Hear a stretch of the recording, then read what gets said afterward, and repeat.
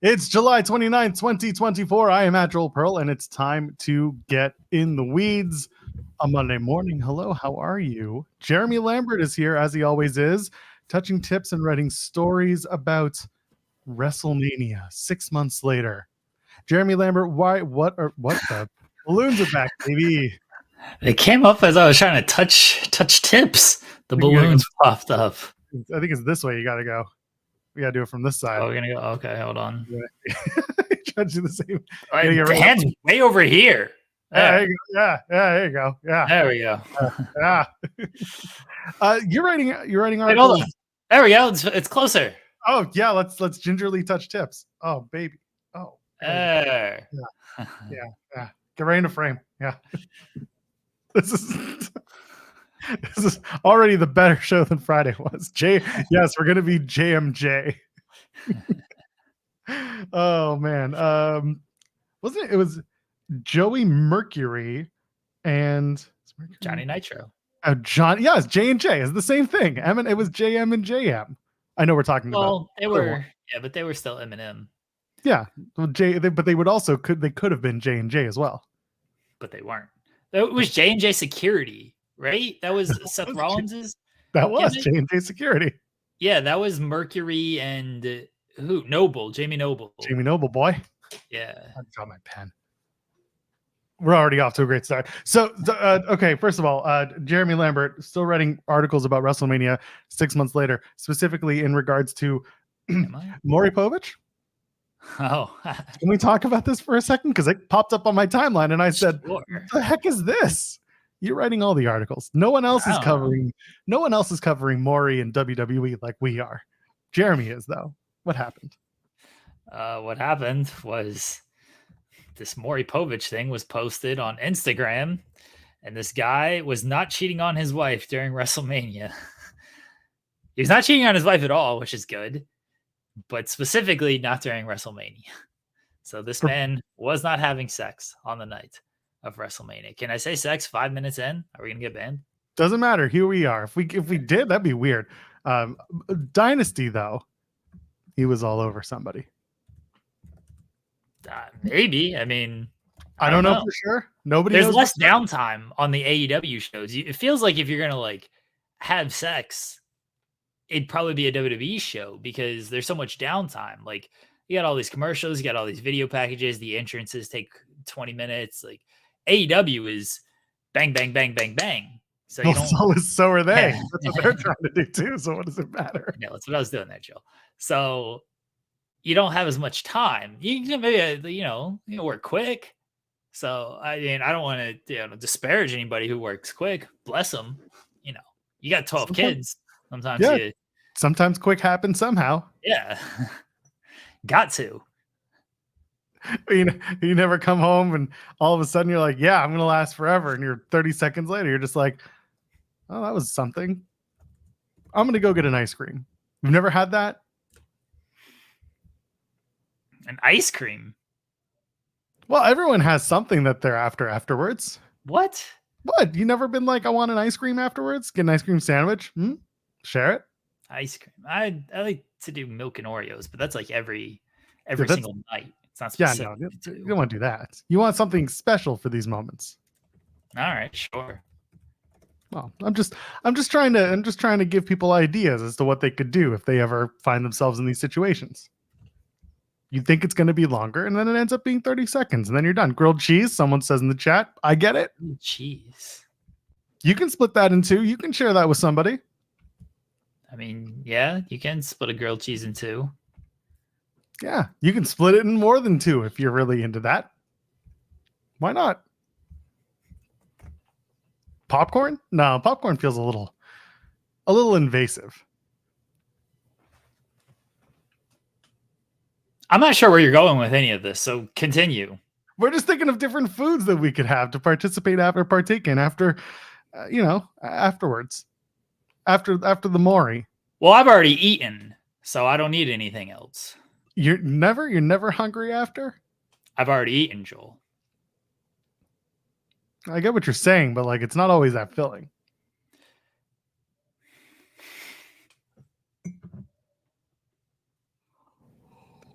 Anyway, leave a thumbs up on this video. For the last 5 minutes alone, we've just made it worth your while. And while you're at it, you can drop a thumbs up over on any social platform you're watching us on. Maybe it's a heart. I don't know. People saying pizza in the chat. That is a good idea. Absolutely a pizza. It's not awkward if you're planning on it. And also, you can subscribe to us here on the channel. That's not awkward at all. We're here all the time. We're dropping content all the time. So go ahead and do that. And while you're at it, donate a super chat. Any amount, get your question or statement read on the air.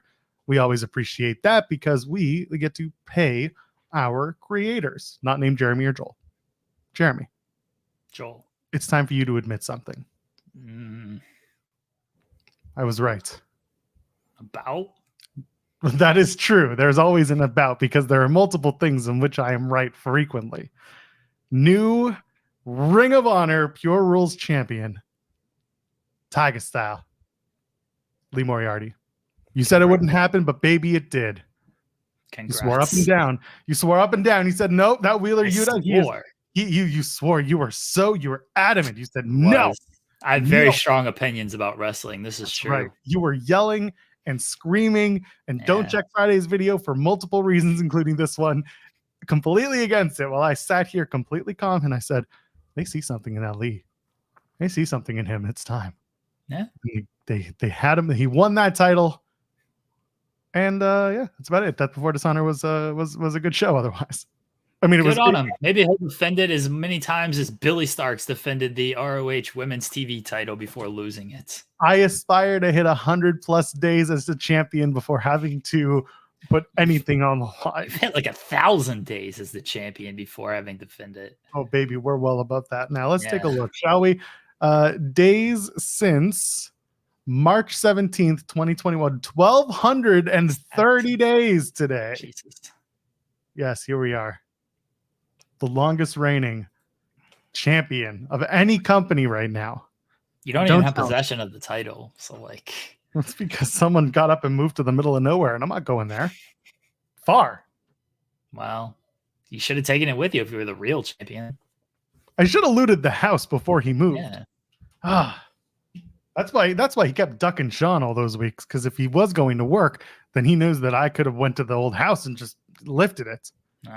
Instead, he was telling Sean, I can't come to work. And really, it was just he just didn't want me to come in and get my possession. Anyway, Red Velvet won the Women's Television Championship in Ring of Honor. Match was fine. Match was good. Again, the show was good. This is always kind of our thing with Ring of Honor specifically. It's like good matches. The wrestlers know how to wrestle. The stories are in the matches, and the build is what it is. But otherwise, like it's an entertaining wrestling show. I think really the post-match scrum had some very not just interesting comments, but very interesting aesthetics. Jeremy, why are we doing a post-match scrum in the ring at the esports arena? Well, that's kind of cool. I didn't mind that. Here's what I did mind.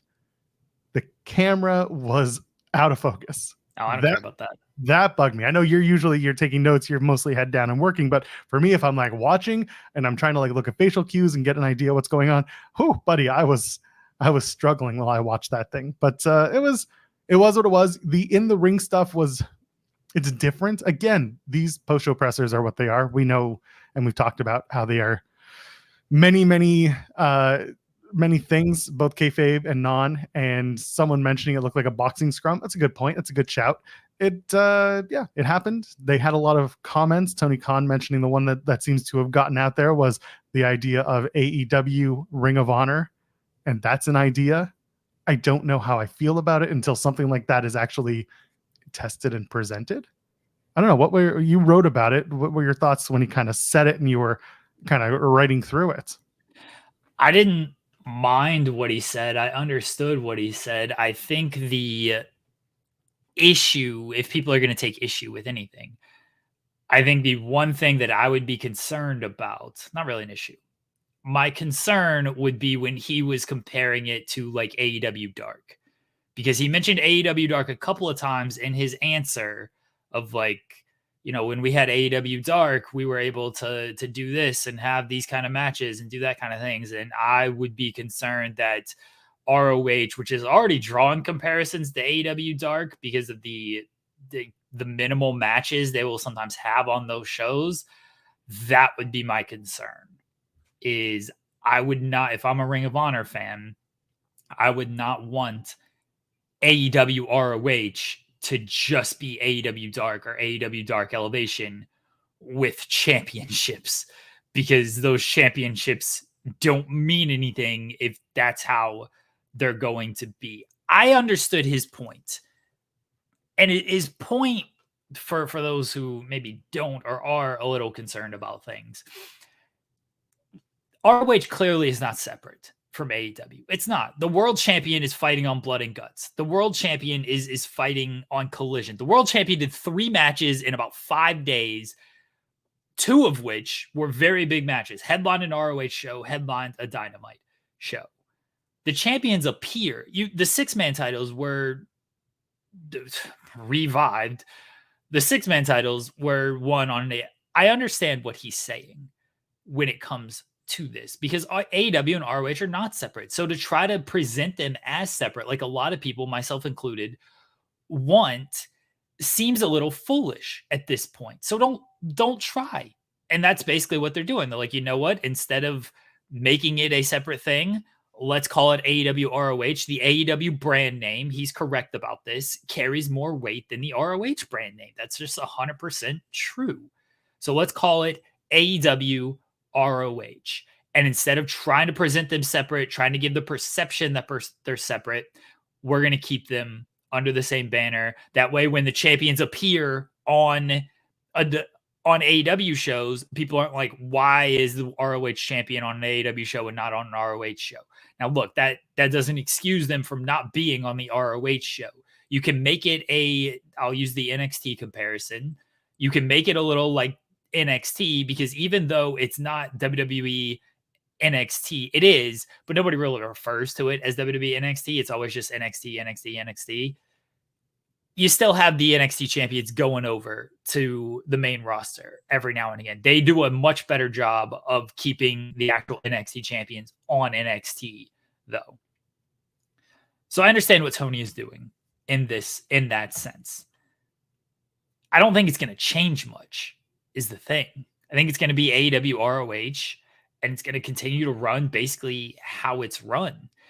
I think it might devalue ROH a little bit more, because it's going to put more emphasis on putting some of these talents on the AEW programs and less on the ROH programs, which that's already a thing that happens. So it might do it even more, which I don't think is the greatest thing in the world. Where are you at on this, Joel?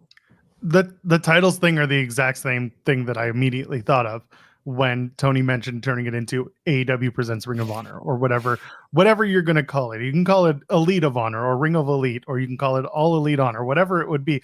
AER, AEH, AEH. I don't think it works. You can't do that.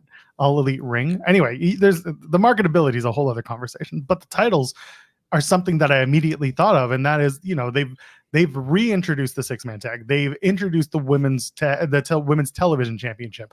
There are plenty of actual Ring of Honor championships that to create an AEW third brand that is maybe developmental because it draws parallels to Dark, which is how people perceived it for a while. That's tough. You can't really do a good job of putting those titles in positions of importance the way that they are now if you're going to treat it as it is lower than AEW Collision or Dynamite, which is already how it's viewed, but now you're officially making it that way. And you can't tell me, we're going to sideload it. One's going to be, no, there will be a hierarchy. NXT is seen as the third brand, but it's the tiers. It's the C tier. It is the developing brand, regardless of how WWE positions it. It's still the lesser brand. But like Jeremy, like you said, their titles are kind of seen as stepping stones to then going to main roster. They don't cross over as much. And when they do, it's usually because a main roster wrestler came over, won it, and now they bring it over. And really, that was Becky Lynch. And then other than that, they had the Ziggler and Braun Breaker thing from last year for the NXT title, which they did the title swap on a Raw, and that was it. There hasn't been a lot of NXT title crossover that I can think of, other than those two being like the major ones. Yeah, Roxanne did the one-off match. Ilya did the one-off match and then lost and then got called up. That's really how it's gone. Yeah, main roster has usually come down to NXT to work there more than NXT talent has gone. I mean, the women's tag team titles, but that's always been that can go between all brands, especially since they unified them. So this is what I'm getting at is, do you take the Ring of Honor championships as they are now and do you start combining them, even though you just separated the 6-man and introduced? Yeah, they've already proven they don't want to combine them. And that's the larger issue that I'm kind of getting to, is that you have to find what the identity is of your Ring of Honor programming. And if it's going to be presented under the AEW umbrella, what does that mean as well? It's a presentation issue, and like it's an issue that you can fix over time, but I don't know how it's going to look or how it should look. If it were up to me, you would kind of have some titles swallowed up into the AEW world, but it wouldn't be world title for world title. I would maybe put the TNT title and the Ring of Honor World Championship as one, or the Continental. One of those titles would swallow up the world title, the Pure Rules title with another one, and so on and so forth, just to make things mean a little bit more without making the world title in Ring of Honor, I don't know, just without having world title versus world title and then have the loot, basically Mark Briscoe drop the world title to Swerve if it were today. Because that's all you would be doing. Swerve would win. Well, I'm saying if you combine the titles, that's the way it would look today. Right. You know, I wouldn't want to do something like that. I would want a more realistic viewpoint of how it would be. Like people are saying TNT and TV titles. Sure. My point being is that you have to make the matchups realistic and the importance of each title realistic to the title that takes them over. Otherwise, what's the point? And that's again a presentation issue. I wouldn't combine any of the titles. I would just... This sounds so simple to say, but we're keep them separated. We're almost here 2 years later, and they haven't done it. Just, yeah, what Victor is saying, and what we've been saying, just have a clear separation of stuff. This is why Athena works best, why everyone praises Athena and the work she's done in ROH, because she's not appearing on AEW and losing random matches. They've done a very good job with the women's division in ROH. Red Velvet and Queen Aminata, they didn't really have anything for them in the AEW universe, on Dynamite or on Collision. So what they do, they put them in ROH and they gave them stories. Fantastic. Same with Athena. Same with Billy Starks. It works there because they're clearly ROH talent. The men, they keep going back and forth. I see Brian Cage compete for a TV title one night, and then the next night he's teaming with Lee Moriarty because Shane Taylor is hurt. So now I guess what's their name? Cage of Agony and Shane Taylor Promotions have they're honorable and they work together. We see MXN Collection. They win a pre-show match on ROH. Oh, now they're losing to FTR on the next night on Collision. It's like, all right, well, these guys are just basically lower level talent, which is fine. You got to have people like that. But now if you're telling me to watch them on ROH, I'm just thinking like these guys are lesser than, because they go up they face FTR and they lose. And all these ROH talents, they go up, they appear on Collision or Dynamite, and 9 out of 10 times they lose. Mark Briscoe's kind of an exception because he's the world champion, so he's a little bit more protected there. Kyle Fletcher, what was he doing? Every single AEW match when he was the ROH TV champion, losing all of them. Just keep the brands separated. I've said this for the longest time. Identify who you actually want in ROH and keep them in ROH. They do a very good job with that with the women. Do the same thing with the men. Get some indie talent. Take guys like Jack Cartwheel, who's appeared on ROH plenty of times. Take other guys. I could throw out a bunch of names for you. Get an Alec Price. Get a Titus Alexander. Get these indie guys and make them kind of ROH staples and go from there. Like, it's, again, sounds very simple, but we're 2 years into this and we haven't seen any of it. And real quickly on who said it? It was Boris said must be a WBD directive. I don't think it's that at all. I think it's Tony wanting to add extra value to the ROH brand. That's why he wants to call it AEW ROH. That's why Chris Jericho was the first ROH champion after they bought it, because he was hoping to land some type of bigger deal for ROH. And I think that's the same thing here. Is he wants ROH included in whether it be a Max package, whether it's on True TV or something, whatever it might be. And to make it AEW ROH is going to stand out more than just ROH. Shout out to that one intern at WBD who saw that, watched what happened with Ring of Honor while Jericho was champion, and said, no, he's trying to pull the wool over your eyes. Don't do it. And then again with the AEW presents Ring of Honor, someone in the back being like, okay, keep a watchful eye. It looks good now, but who knows what happens next week? Who knows what happens next week? I genuinely agree, and generally agree, I should say, with what you're saying. My business, or at least management mind, is like, what do you do with the contracts and the deals and the money, and how do you present that to a wrestler based on where they're going to land? If they're going to be on main roster AEW, the expectation is there's more money for them because they're going to be featured, you assume, more prominently on AEW programming, whereas a Ring of Honor wrestler is not. They are featured on their paywall and the pay-per-views, and maybe once in a while, as of right now, they might make it to a battle of the belts or a random collision or something. But if you do separate them, you do kind of have to separate the contracts because the money flow is different and the expectation becomes different. And then someone like Athena, for example, who was hired primarily on an AEW deal and is working exclusively in Ring of Honor, like the money changes, the expectation changes. That is a bigger conversation that obviously they need to have backstage. I mean, has the money changed for Athena? Well, no, I don't think it has. But my point is, if you do make it so that we are solidifying Ring of Honor as its own thing and AEW is its own thing, and we're not going to cross them as much, we're just going to have set stories, and Ring of Honor presented by AEW is going to be its own thing for sure. No crossing of streams as much, if ever. And AEW is its own thing. Then just like NXT versus main roster, the money changes, the expectation changes. When main roster goes down there, the contracts don't change. 9 times out of 10. But when when NXT goes up to main roster, their deals change. So something does potentially need to change if that is your expectation coming out of a new presentation.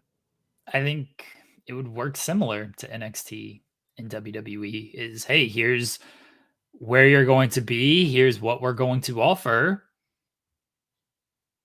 Do you want this? There's room for growth here or not. And if not, then okay, move forward without that person. Yeah, I'm not saying that it's impossible. I'm just saying that's something that I think about when they start to focus on what the rebranded Ring of Honor would look like, if that's the way they go with it. But it's going to be I think you would see people, Ethan Page wanted to go to ROH to try to help there because he wasn't really used much on AEW. So it's like, hey, let me go here to try to build this brand. And then whatever happened with Ethan Page happened. Now he's doing basically the same thing in NXT, doing well in NXT. I think you would see some AEW people be like, yeah, sure, I'll go to ROH. I'll help out there. I'll try to get over there and then build up from there. And hopefully you'll see the value in me and then I'll be back. This used to be a big thing in WWE and people got weird about it, as happens. Wrestling fans do. These guys want to work and these guys want to be creative and these guys want to present their character and their creativity and their ability on here, like in wrestling. A lot of guys just don't want to sit at home and collect a check. I would love that. Pay me to sit at home and do nothing. Seriously, is that an option? Can I do it? Yeah. They want to go out and they want to work. So I think presenting them with an ROH and with the opportunity to potentially work more than they are in AEW, I think some guys would be fine with that. There might be other people who see more value and it's like, nah, I don't want to do that. You signed me to AEW and, I want to be on AEW television. But I think a lot of people would be okay with, it's either sit at home or, I can go out there. I can get myself over in ROH. So yeah, I'll go and try to get myself over in ROH. But if you keep just using AEW talent on ROH, you're basically taking spots that you already have on the AEW roster. Those spots are gone. And now the spots on the ROH roster are gone because you're just using the same talent when you don't need to. Yeah. And that's why I'm hoping that they start reassigning who goes where for how long and what it looks like. Because, like you said, especially in the men's division, there's just a lot of the same people working the same matches, or working both brands and working just the similar stories, but across each brand. And you don't need that. The Athena stuff has really taken a lot of people's minds, or sorry, made a lot of people's minds about ROH being a good place to be, because it only exists there. And the Athena story is, I assume, about to come to a head at Final Battle at the end of this year. It feels that way. That's the next pay-per-view, right? Is there another one? No, there's one in there is one. September. Oh, is that best of the best in the world? Best in the world, I think. Assuming they still have access to that. Yeah. But regardless, if they do best in the world, sure. It feels like they're going to run back Athena and Billy once more, because they did the digital exclusive where Billy had lost and Athena was like pushing her aside, not making her feel very important. It feels like they're going to do the Billy crowning moments a year after the first run, which I don't hate. That's a good build. It's been ongoing, and they've told a good story with the development of Billy Starks. I think that's a moment waiting to happen. That's a main event match for Final Battle, if that's where they go with it. I would like to see it, quite frankly. Athena's nearing what seems to be nearing the end of her women's world championship run in Ring of Honor. I don't know what happens afterwards, but it certainly feels like Billy's time is coming up. It does seem like it's going to be Billy at some point. She lost the TV title. There was the Athena called Lexi the this is why I'm never valedictorian. Yeah, that word. Then they're just basically rehashing the same story they were doing Final Battle last year, except Athena won. Now they're just going to do it again. Would have been nice if Billy won some match. She won some proving ground matches and stuff. So I get that. But it would have been nice if she had some like title defenses of that belt before losing it. Maybe they should have who's like the Ring of Honor equivalent to The Rock. Who would be that person? Nobody. Basically just run back, and now it's Billy finishes her story. But and then you have someone like The Rock, and now Final Battle, we just retell the Mercedes Martinez comes in there. But you know what?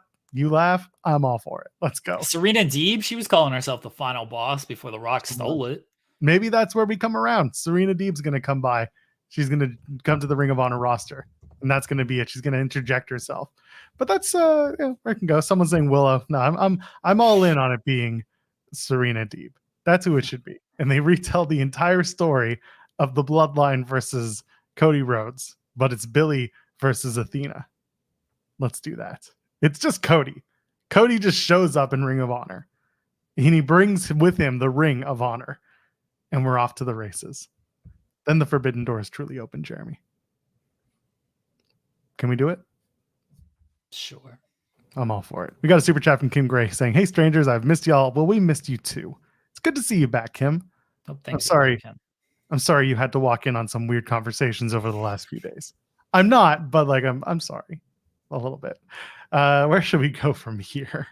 We did the Ring of Honor stuff, so that's there's more that happened with Ring of Honor. There is.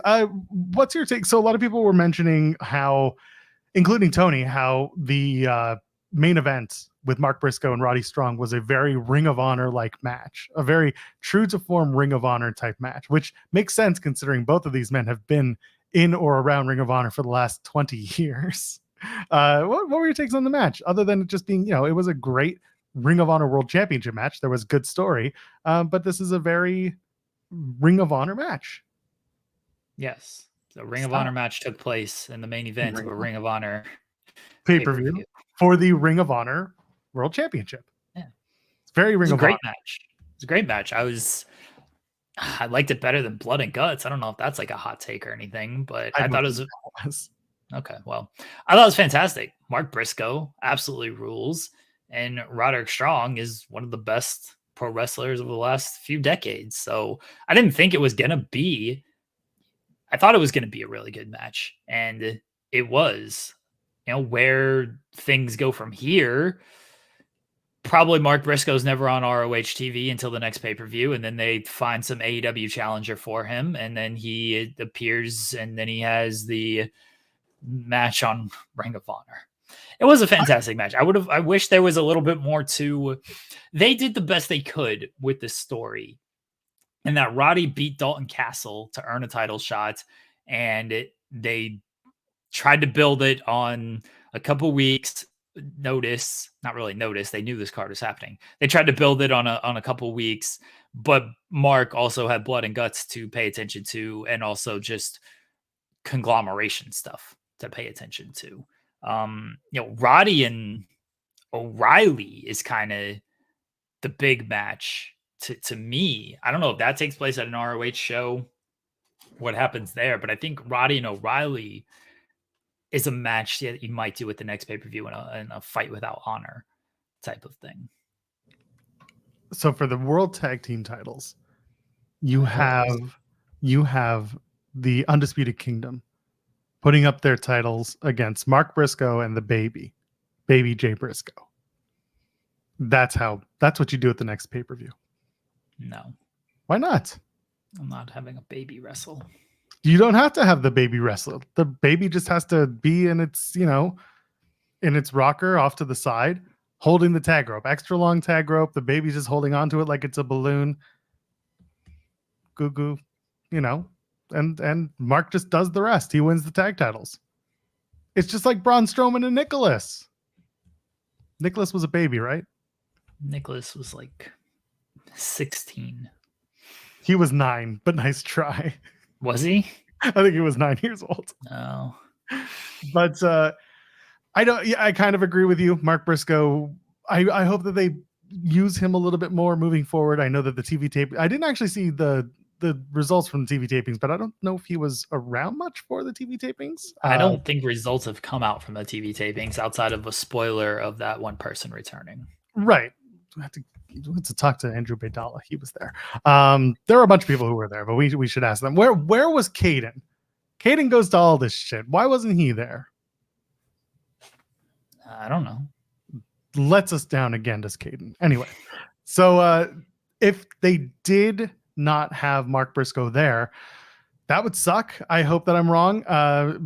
Apparently just matches were made, so that's good. This is the hope, is that they start using their champions on the actual Ring of Honor show, and that whatever the next pay-per-view is, we start the build, immediately. You have the crowd, that Arlington, that crowd likes that room.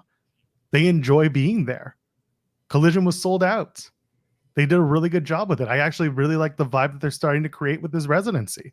They're starting to build on something, and it helps that, the matches are strong for the most part, and there's good stuff going on. So, and that's both Ring of Honor and AEW tapings. They're doing well there. So my hope is that they continue to build on that, because a bigger, hotter crowd brings a bigger, hotter product, and you build on that. I just don't know who did anything yesterday. The matches were very strong throughout the whole weekend. Really, ROH and Collision. They got to build on this with a little bit more substance, because Collision felt like a nondescript show. The hologram stuff is very good. I was praising the hologram stuff before the debut, just of the fact that it was 2 vignettes, but those 2 vignettes went further than just, hey, here's Aramis. You guys know him. He's going to wrestle. Like, those 2 vignettes at least gave you some type of little backstory to it. And then the presentation's been strong.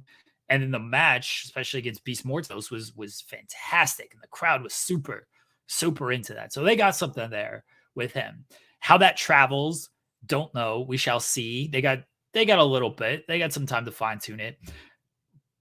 But I'd like to see a little bit more consequence of these Collision shows, because right now I just watch them and nothing just feels like. Yeah. People are saying is it feels like it's not happening in the AEW universe. It's a super indie, and I mean that lovingly, because the matches are strong, but the build is, it is what it is. It's disjointed, like someone else said in the chat, like you mentioned. They had the Acclaimed do that. This was a pre-tape, the Acclaimed promo, where that was a little weird, of like, FTR, you guys weren't fighting with us. Well, one dude was injured, so I don't know. They got very close. That promo, in my opinion, they got really close to getting me bought in and being like, okay, I really like the Acclaimed again. I like what they're doing. And then they did the FTR stuff, and I know it was kind of in and out of their promo, but like, they had moments where I was just like, yeah, okay, yeah, this is serious Acclaim. This isn't Max Caster walking to the ring and saying stupid lines on a rap, over a beat. There's something going on here. And then they did the FTR lines. I was like, oh, we were so close. It was almost there. They should have just ignored FTR. That would have been so much funnier. They should have. You dorks were injured. You dorks lost your tag team title match to the Young Bucks. The last time we saw you, you went to a draw against Claudio and Yuta. Piss off. We got a tag team title shot that we earned by beating the Young Bucks. And you know what? I feel like this will end up with the Acclaim versus FTR for the tag title shot at Wembley. That's probably the Young Bucks are going to make that. They're going to make it a match on Collision or Dynamite. And I agree. I don't like the idea of doing it, but that's the only way that you can really do it, because the Acclaim now just called out FTR, and FTR is on a winning streak after coming back. So, and they've also staked their claim to the AEW tag titles at Wembley. So unless they do a triple threat and the Young Bucks get cocky, I think it's more likely they're going to do. They could, but also they gave up in blood and guts. Like, they've made themselves look silly. They could say, yeah, we wanted to preserve ourselves for London, blah, blah, blah. Good work, guys. But at the same time, I wouldn't be surprised if they could do the triple threat and get cocky, or they can do the Acclaim versus FTR. The winner get us at Wembley, and then the Acclaim like, what the hell is this? We won our match. This is stupid. And then the Elite just say, well, TS, we're doing it anyway. Yeah, Wes Elbow points out my issue with it as well is it's not so much that there's no title, or it's the Elite, although they do have all the titles. It's that it does just feel like a separate show from Dynamite. Like, yeah, the Elite don't show up. Swerve shows up once a month, maybe. He's the world champion. Yeah, I mean, I mentioned the Elite. Jack Perry's the TNT champion. Young Bucks are the tag team champions. Okada's the Continental champion. MJF ain't really showing up to Collision. He's showing up really everywhere else. So he's going to the UK. He's going to Mexico. He's going everywhere but to Collision. But even if you don't have like the titles, like, that's fine. It's just the matches just feel they don't feel like there's too much to them. Like, all right, FTR beat MXM Collection. Love them. They just were on ROH. They won a pre-show match, and now they're losing to FTR. I legitimately can't remember what else happened on Collision. Pac and Leo Rush had a good main event. Pac and Leo Rush. All right, cool match. Remember, Pac's got his title shot against the now American title, but Ospreay's got the match against MJF. Like, when is Pac gonna get his shot? They at least reminded you of that. But I don't care that he's beating Leo Rush.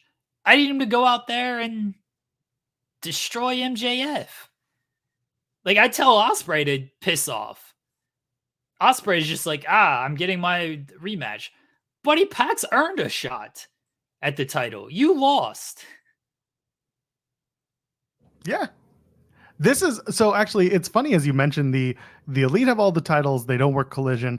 And then going back to our AEW ROH conversation, what if you make Ring of Honor a 2-tier thing where Collision becomes you've not fold in, but you have more Ring of Honor higher tier wrestlers on Collision putting their titles on the line, and then the Watch ROH show becomes the kind of B tier developmental and a little bit more because they're working again. This is speaking now because of the residency. They're all in the same building regardless. You could do something like that, and then the Ring of Honor titles make it onto AEW programming, which I know we just talked about is kind of silly, but if Dynamite's going to get those titles, why wouldn't you put the Ring of Honor titles on the other show? So at least there's some sort of reasoning, prestige wise, quote unquote, to watch Collision.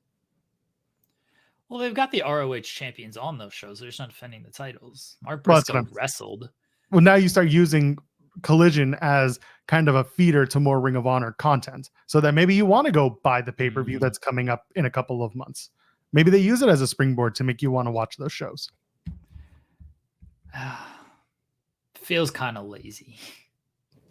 Well, lazy is what we got until there's more TV time. Not the Chris Jericho one. They got the TV time. TV time's not the issue. They have TV time. Both of it, yes. It just feels lazy. And I understand it because, especially with the residency, you're not traveling, so everybody's just there for those Saturday shows. Like, I get that.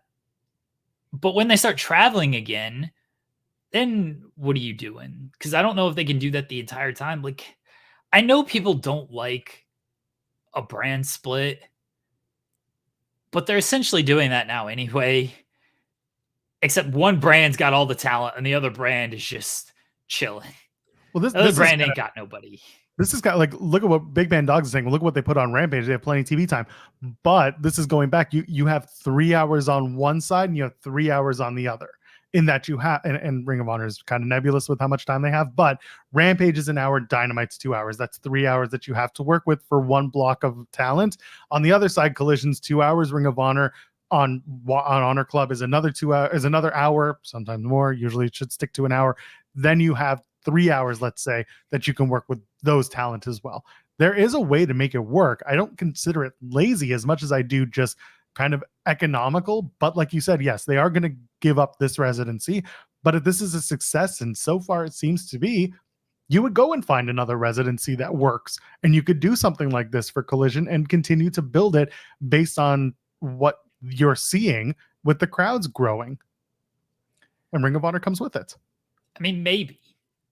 I don't know. I'm not going to sit here and act like I know that's a fact. I can just go get another residency and it would work and it would be the same cost efficiency and it wouldn't lose money on it. You know, you got to find that place. You got to make the deal you're going to make, and you got to make sure it's profitable for your company. And you got to make sure you're going to continue to keep drawing. They're drawing well right now. At the end of, a month from now, did the crowds dwindle? I don't know. And like Arlington, Texas is a pretty good spot for wrestling. Texas has always been a good spot for wrestling. You got to find another place that's a good spot for wrestling and that's going to keep drawing crowds for a month at a time. A lot of that's probably easier said than done. Toronto. And it's got to be it's got to be a place that doesn't have anything else like going on, or that you can set up there. Again, I think there's a reason why you don't see a bunch of companies just doing these kind of residency type things, because I don't think it's as easy as AEW is making it looking with this one spot. Oh yeah. There's definitely an expectation that it should be, if you're going to do it again, it's got to be the same, or it's got same, but better. And like you said, you have to find a hot space to do it in. You have to find the right area to run in. Just go to Mexico. Maybe that's the answer. Just go to Mexico and run there. Right? No? Okay. I do want to address this from Terrence. Sure. Would be nice to get this amount of TNA talk, considering it's a bigger brand than ROH. When TNA holds a pay-per-view like they did a couple weeks ago with Slammiversary, we gave TNA a lot of time. So we do not dismiss. Joel does the TNA post-show podcast. He actually talks about TNA more on the show than I would like him to. See? Exactly. I get annoyed at how much Joel talks about TNA on this show. ROH is coming off a pay-per-view, and Tony Khan made comments about turning it into AEW ROH. So yes, we are spending a decent amount of time on the topic. When TNA, when we previewed Slammiversary, we talked a lot about it. Coming off of Slammiversary, we talked a lot about it. Hell, we even got Steph DeLander to basically tell us without telling us that she's going to have a wrestling wedding. So good for us. Listen, if TNA ever gives us talent again, then we will absolutely talk about TNA. And only TNA for the 18 minutes that they only want us to talk about TNA and nothing but TNA. No other wrestlers from any other companies, just TNA wrestling. You all right, Joel? No, never okay. Yeah, this is literally like the most time we've ever spent on ROH. That is true. On Friday, we spent a good amount of time just because we were semi-previewing the pay-per-view, which we don't normally do on our show anyway. We try to keep things pretty open-ended when it comes to our content because there are a million post shows and a million preview shows for all of these events and all of these programs that we just kind of stick to the news and the bigger stories, and we kind of go out from there. That seems to be the way that our show operates. And then, wrestlers come on and talent and stuff like that and talk about whatever they have coming up. That's always been kind of the expectation with this particular show, is that we don't preview everything. We just kind of get into stories and building out those stories, whether they're playing out on TV or if they're playing out backstage. Because, look at today's thumbnail. We got plenty to unpack there. Chat needs to turn on us more. Makes the content so much better. Everyone needs to hate us. I like our chat. I do too. Who am I kidding? We didn't talk about our weekend. Is it mostly because we spent the weekend watching wrestling? I went to, this is super thrilling. Went to like an air museum. Isn't that just outside? Well, yes. But they got like planes and stuff, Joel. You can see all the planes. Oh, an aviation museum. Yeah, sure. Okay. Aviation. Like big deep breath in will cost you $15 for admission. Okay. Here, too hot to handle. Let's go. This guy's on this date with this girl, right? And the wind is blowing. He's like from California. He's like surfer dude, whatever. I forgot his name. People who watch the new season of Too Hot to Handle, you'll know. Surfer dude is his name. He's like, the wind. You ever wonder how the wind works? And this woman is just like, no, not really. His name is Jordan. The wife is reminding me of his name. His name is Jordan, and he's like, the wind. Do you know how it works? It's really cool. And she is just completely turned off by all of this. And this man thinks he has her like in the bag, and he did not. Questions about the wind were not a turn on for this woman. So there you go. I didn't ask the people at the Air Museum about the wind. No, I did, however. Aviation Museum. Okay, sure. If that's what you want to call it. I don't really know. I was told it's the Aircraft Museum. That's what the anonymous ITW general manager hinted me. Is it? That's what they said. I believe her. So anyway, we're at this museum, and it's got all these planes and stuff, and all these people who are super knowledgeable and everything, and they're talking about all this stuff, and I'm just like, cool. I was like, you guys heard of Maverick Mitchell? And they're like, huh?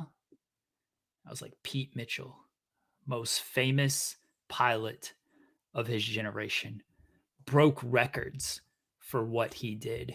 He was in the Vietnam War. You ever heard of him? They're like, no. So I went into the detail of Maverick Mitchell, explaining the greatness of him. I should have been teaching. What do they call it? Tour guide. I should have been the guide for people. Showing the F500s, whatever. Maverick Mitchell. Why were you trying to guide these people into the danger zone?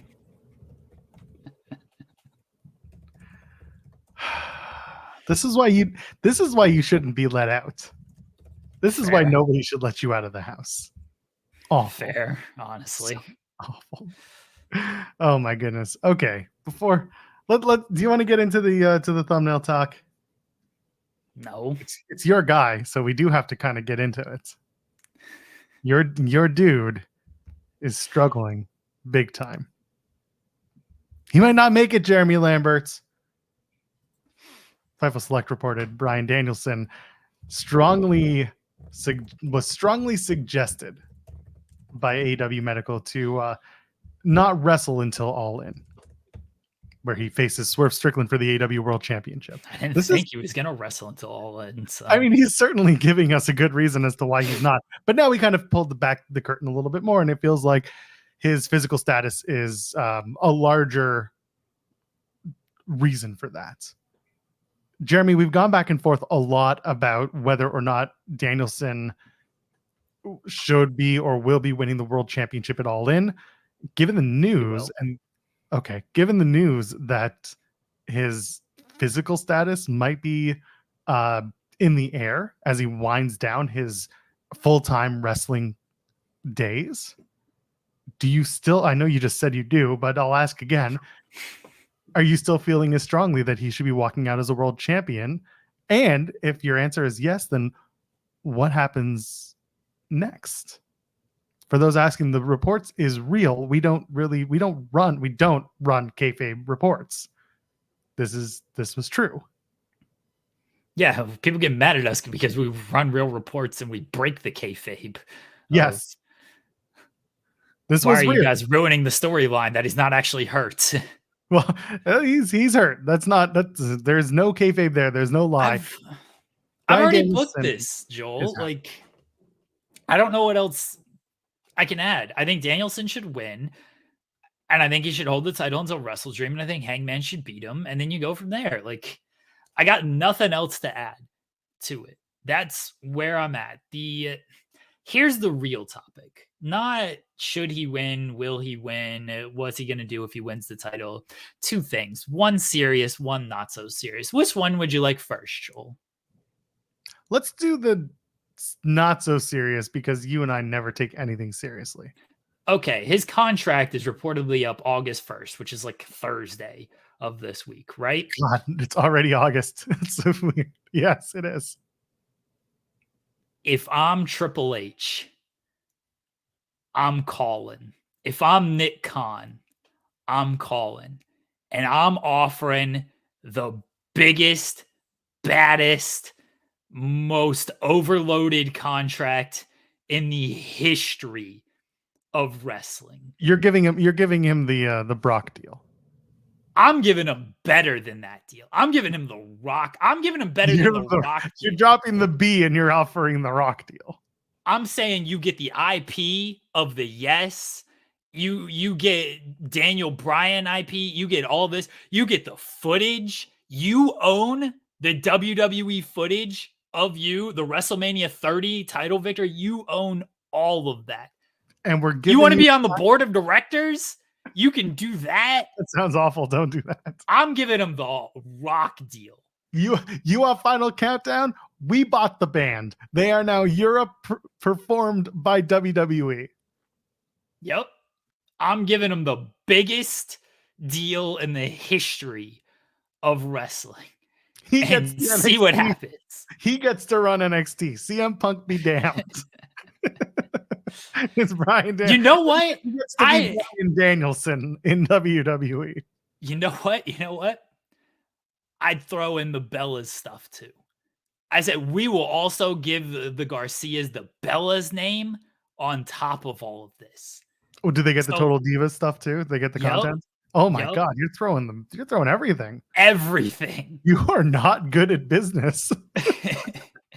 What are you talking about? I'm about to ruin AEW's biggest show of the year. Yeah, but are you? Yes. Oh my goodness. Well, that's assuming he hasn't, signed a separate deal. Yes. But you know what? I know this is why this is the non-serious conversation we're having. I get it. They got enough money. They could do it. No, they could make $500 billion a week. They're fine. They could absolutely do it. And they could probably, and you know what? There's probably certain back channels where conversations have happened where it's like, what would it take, hypothetically? Because that's, that's just the way it is. But it's almost more likely that he resigns something. I know Tony Khan is very adamant that he wants Bryan and that Bryan wants to stick around and that he wants Bryan to be around AEW in its growth and in its trajectories for growth.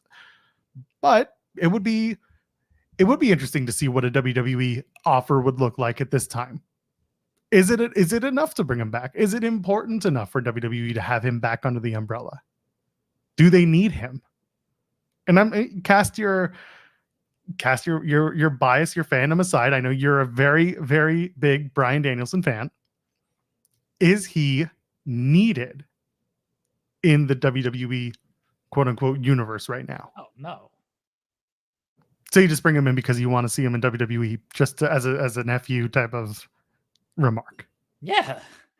All right. That's the not serious part of right. this is I understand, but you still gotta ask the stupid questions sometimes, the clarifying stupid questions. No, I don't think he's needed in WWE right now. Like, they're doing well without him. I don't think there's anybody that's necessarily needed in WWE right now. Like, CM Punk wasn't needed when they brought him back. Did he help? Yes. Have they done a good job with him despite the fact that he's wrestled one televised match? Yes. Has he boosted business? Yes. Was he needed? No. That's what a lot of people were talking about, is they don't need him. They didn't need him. They were hot at Survivor Series. They sold out that building without CM Punk. Before it was ever a rumor that he could show up, they sold out that building. So no, they didn't need him. But it didn't hurt them either. They don't need Bryan. It's not going to hurt them. And the bigger thing of not hurting them is, unlike CM Punk, who got fired from AEW, Bryan Danielson's about to headline their biggest show of the year. They want him around long term. They want him around for the rest of his life. So to get him would be a huge blow to AEW. That's fair. Huge. Yeah, no, I agree. It's not going to happen, by the way. Like, I hope everybody understands this. I'm fucking around because I literally said give him the Rock deal. Give him bigger than the Rock deal. You're too deep into it. People are going to think what they're going to think, and the comment section is just going to blow up. And I'm all about it. It's not going to happen. I don't know this for certain. I would assume Bryan has signed something short term or given some type of assurances. Bryan seems like an honorable man. He's the most decorated champion in ROH history. Not gonna happen. So throwing stuff out. I just think it's funny if WWE I just want to know if they would even do it. I don't even think they would do it. Maybe they would be like, hey, what do you think? And Bryan's like, no, and then be like, all right, good talk. Ladies and gentlemen, the new chief executive officer. They're looking for a new vice president. They can make him the vice president. Of what? Is it a VP title with something? I don't know. Who cares? Fine. Yeah, it's true. We've been legentled. They're paying us the millions. I'm quitting. Matt Camp is taking over next week. He'll be the new host of the show. I don't even remember what my serious take was because I'm so deep into the not serious take. Yes, we're back, baby. I do think, by the way, that like Danielson, not anytime soon, comes back and gets inducted into the Hall of Fame and all that stuff. Like, I think that happens after he does more part-time stuff, does some indies and whatnot. And like, I think he maybe wrestles one more match in WWE just to like do it. I could see potentially next year with John Cena and he shows up and does something with Cena. Like, I could see it. I'm not saying it's going to happen. Shows up, works, or shows up, like shakes his hand, and cuts promo type. Shows up and works, brother. Bryan Danielson ain't showing up and not working. Hey, that's fair. He always brings his gear just in case. They're looking for a vice president, business and legal affairs, talent relations, and talent development. Bryan Danielson's got experience. He does. You need a minimum of 5 years as a practicing lawyer, negotiating and drafting agreements relating to talent in the media, sports, talent agency, television production, and/or live event sectors. I don't think he has that. He has that. Must have an understanding and comprehensive working knowledge under contract law and NIL rights. I don't think he has that. He has that. Must have a law degree from a U.S.-based law school and be admitted to practice law in at least one U.S. jurisdiction and be able to seek admission as in-house counsel in Connecticut. I don't think Bryan Danielson has that. He does. Okay. He does. Ladies and gentlemen, Bryan Danielson, new VP, Talent Relations, Business and Legal Affairs. If he doesn't have that, you just lie. Who cares? It's wrestling. Lie about all this shit. Yeah, just carny up the law. I mean, who am I kidding? Have you seen the States? We've already carnied up the law. That's true. What about Bryan and TNA? That's the big question. People want us to talk more about TNA. So Bryan Danielson, he wasn't even in TNA when they had a chance to be and get him in TNA. Fuck no. Well, you never know. He could always come back, take title off of Nick Nemeth. Time-honored tradition. Former Fed guys win the win the TNA title. No. No? Okay. That's not happening. Danielson's going to get a stupid law degree just to prove us wrong. He already has it, brother. That's true. He's already gone. He's going to go to the NWA. He's going to teach us that white powder is for vegans. I think I remember my serious take. Maybe I don't. I don't know. Really? The white powder is what did it? So I've said on this show that like Swerve and Hangman feels like the match. It's not going to be, but it feels like, I guess they're doing Hangman and Jeff Jarrett. Maybe like that kind of feels like what they're doing. I don't think they know yet, or at least let me put it this way. It's not that. I think it's more that they haven't revealed where things are going to intersect and play out on the All In show. Like that's not rough, but like, I don't know. I don't know about that Hangman and Jeff Jarrett. I'd sooner do Hangman and Mox, but that's just me. I don't know. Mox is chilling, brother. Like, well, that's fair, but I still, if they do another week where Hangman and Renee get into it, then I feel like Mox is going to step in. Everyone keeps saying Okada, and I get that. Yeah. It's there. I personally don't like the idea just because it's two heels, even though Hangman will get cheered over Okada, but Okada gets cheered over Hangman. Okada's going to get cheered. And then he's going to do the middle finger in the ring. And it's a very confusing match to put on from a storyline standpoint. It's entertaining, but I'm not there. But that's just me. I don't know if Omega's close. I would love to see it, but I also do not want him to force it. I would add Hangman to the Danielson match. I would add Hangman to Danielson and Swerve. This is why, again, the Danielson physical status conversation becomes more important as to what goes on afterwards. Because Hangman and Swerve is inevitable. Hangman and Swerve is inevitable, but does it have to be for a title? That's the other question, because like you and I have talked about, the story is no longer about the world title. The story is just about Hangman's obsession with wanting to take out Swerve at any cost necessary. So the title is almost secondary to the feud, which as of right now is fine. You just can't have Swerve with the title to fight for it. So Danielson winning makes sense. And then Danielson versus Double J at the first pay-per-view is obviously the play after that. That's why you do Hangman versus Jeff Jarrett. Jeff Jarrett gets that big win over Hangman.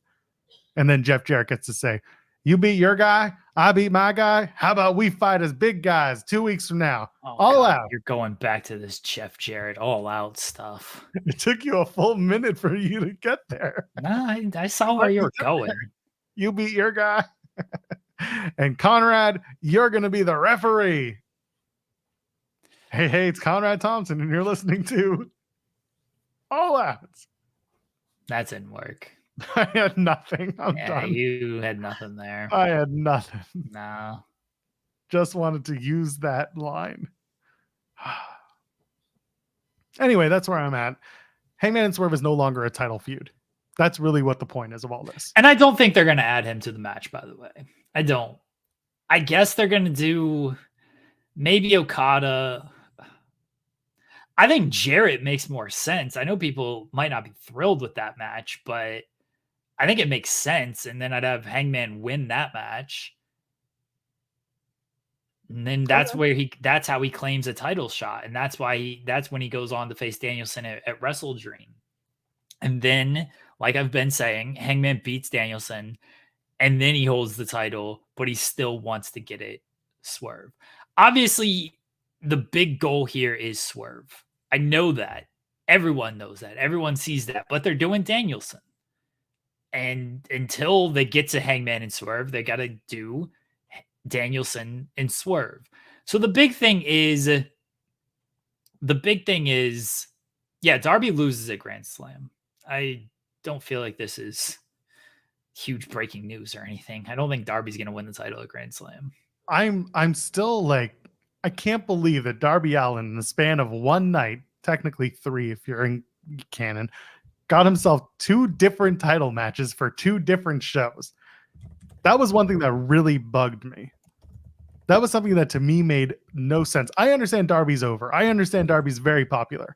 I do not understand why you needed in one night to give him both the Royal Rampage win. His second, is it a second in a row? Did he win last year's or the year before? I think he won last year. That was for like a TNT title shot. Right. So I don't understand. And this is for the world title now at Grand Slam. I don't understand why you had to give him the TNT title match in the cage, given to him from the cage, and you had to give him the winning Royal Rampage. But I don't get what the feeling was other than, oh, we love Darby. Welcome back. Here's your makeup title shot. That part just that has bugged me. There were so many other people who could have been better off in that scenario. Again, other maybe not people who were in the match at the moment, but other people you could have brought in to do that. I like that Darby won it. I have no problem with Darby winning it. But now Darby's going to face Jack Perry for the TNT title. And then, like, win or lose, it's like, well, got a world title shot after this. So why do I give a shit? Too.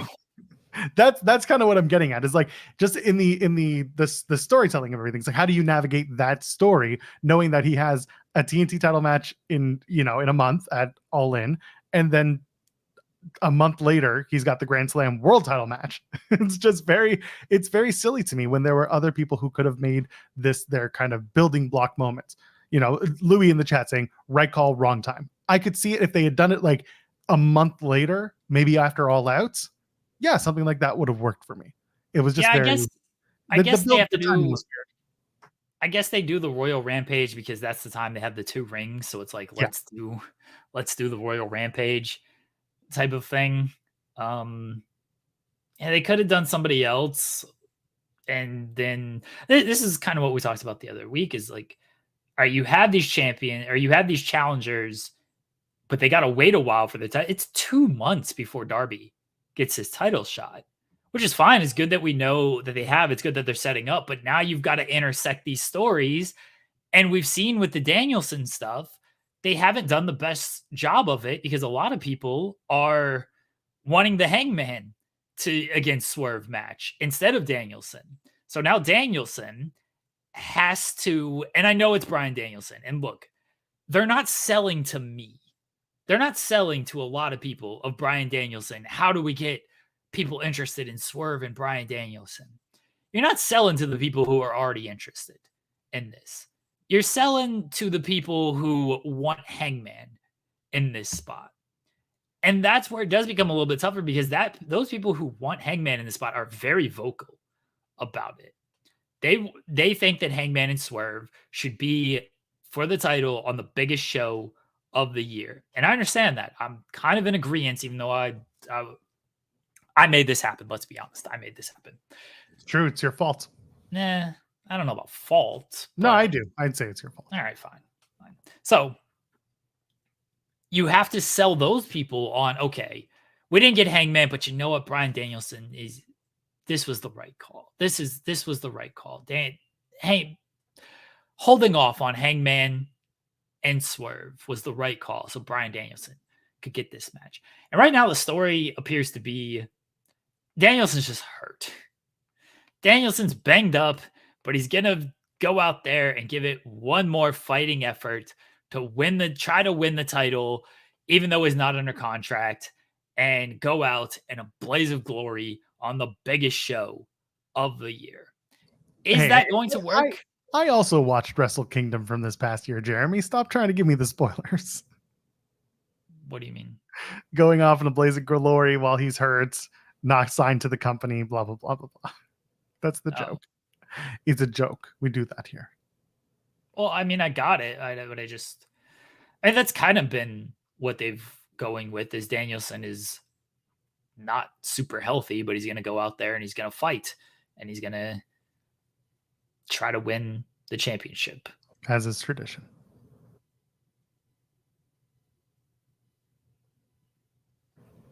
He should just gain 70 pounds and then try to lose it over the course of the year.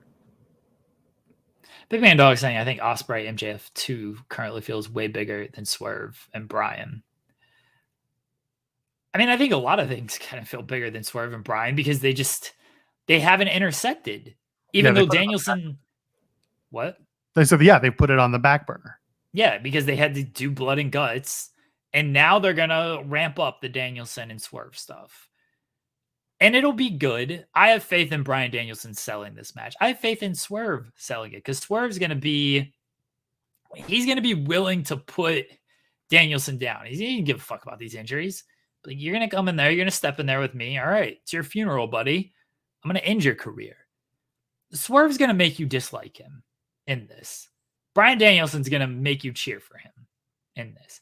Is it going to be enough to make you talk about this match and believe in this match more than Hangman and Swerve? Don't know because that story has been building for a year now, maybe more than.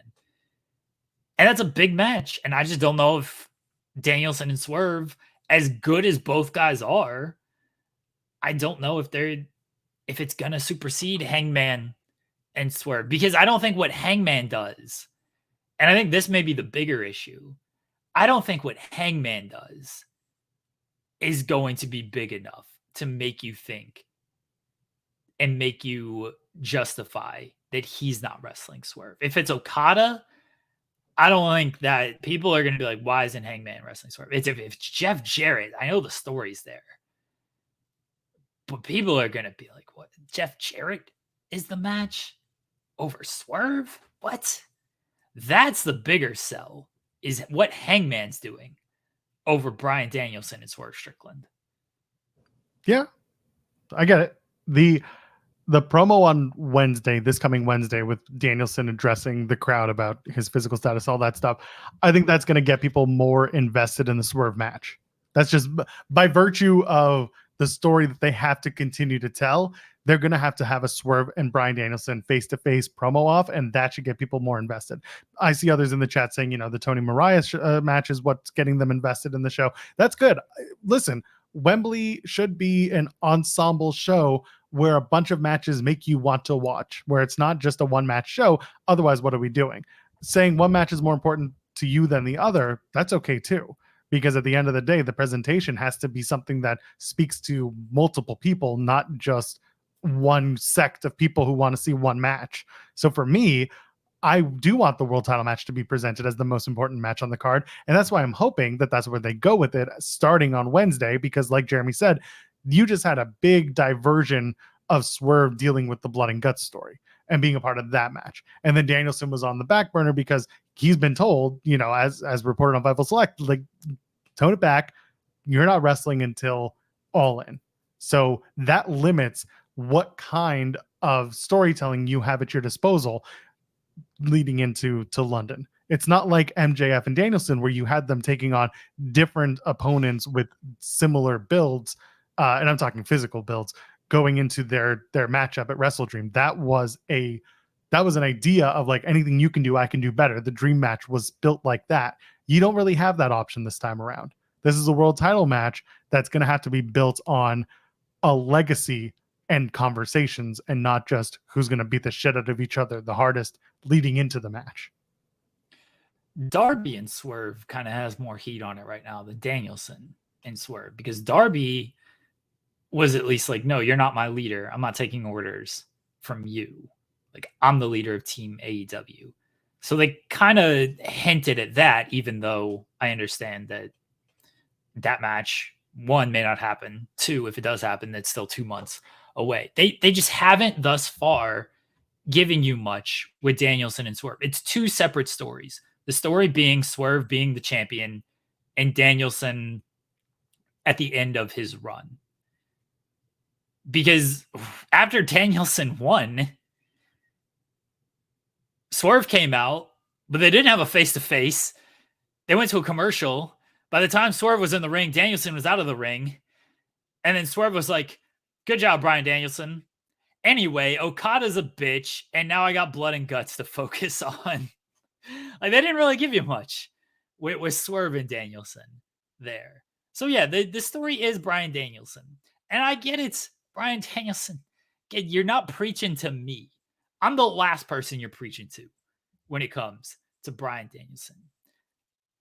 I'm not the only person who watches AEW. The people like me who you don't have to preach to, we're good. We get it. We're going to watch.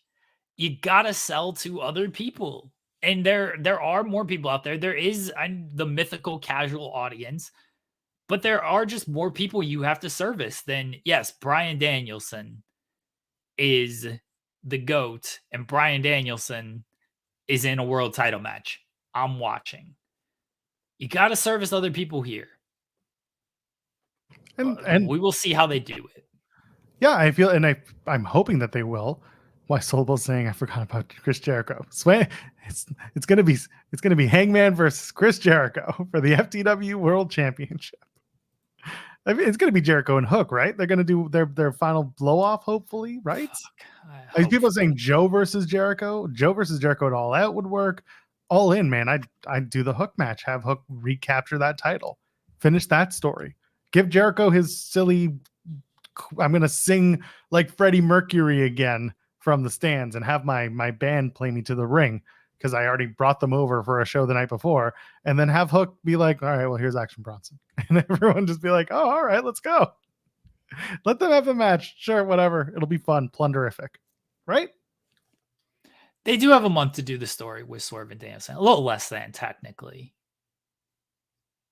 Yeah. And in that time, you can easily get it, dialed in. Make it make sense. And I think they will. I don't want people... I feel like when we're critical, people are like, oh, they hate it, and they don't think that any of this is going to happen. One, we're reacting to what's going on right now, and right now they haven't done anything with Danielson and Swerve. It's been treated as secondary because of blood and guts. Fuck, even because of Darby winning the Royal Rampage. But it's Bryan Danielson. It's Swerve Strickland. They got enough time. They're gonna do their best to sell you. Is it gonna be good enough to where people think Hangman, this was the right call? Hangman and Swerve wasn't the match. They were smart to hold off on that. Danielson and Swerve was the right call. We shall see. I got faith in Danielson. I got faith in Swerve, but we shall see. There's no chance Tony and Mariah close the show. Yeah, someone in the chat was asking about that. I don't think so. That being said, I could see it either opening the show and making it a huge moment. But other than that, I just think it'll be a featured match on the card that will hopefully have some good time and will not be. I'm hoping that it's not going to be after a really hot match where the crowd's really tired. I'm hoping that it's put in a spot that is advantageous and that people are bought into it beyond just, being in the crowd for it. You know what I'm trying to say? I mean, all the matches are hot matches that they don't have a ton of cooldown stuff at AEW. Well, then I'm saying if you're going to do it, how usually it seems like with AEW pay-per-views, you have those matches that kind of you set the baseline and all of a sudden it ramps up really quickly and things just do not stop until the end of the show. I'm hoping they're at the beginning of that ascent and that they're the beginning where people really start getting into that fever pitch where you're getting excited for this, that, and the other match. I want it to be in a big spot, in a featured spot, not just so-and-so wins, and now we got to go to the next match, or now we got to go backstage with so-and-so. Let it breathe. That's my biggest concern, is letting things breathe. Chris Jericho is going to open the show. I don't know about that. Who opened last year? Was that Swerve? That was the 6-man. No. Who opened it? Joel. Oh, it was Punk and Joe. Yeah. Sorry. Yeah, you're right. It was Punk and Joe. Because then all the shit went down. Sorry, you're right. I had to think about that. Yeah, okay. Yeah, we're good. Ooh. And that was the best match on the show. That was one of the best matches on the show. That was not one of the best. You're right, it was. So you know what? I was thinking of Who Kid, playing Swerve down to the ring. It was the coffin spot. It was that match. I was thinking about that match. But yes, it was Punk and Joe. You know why I didn't think about it first? It's because literally it dominated the rest of the show's background. It was all this shit going on with Punk leaving and the fighting and the Crimea River and the Jungle Boy stuff. That's why.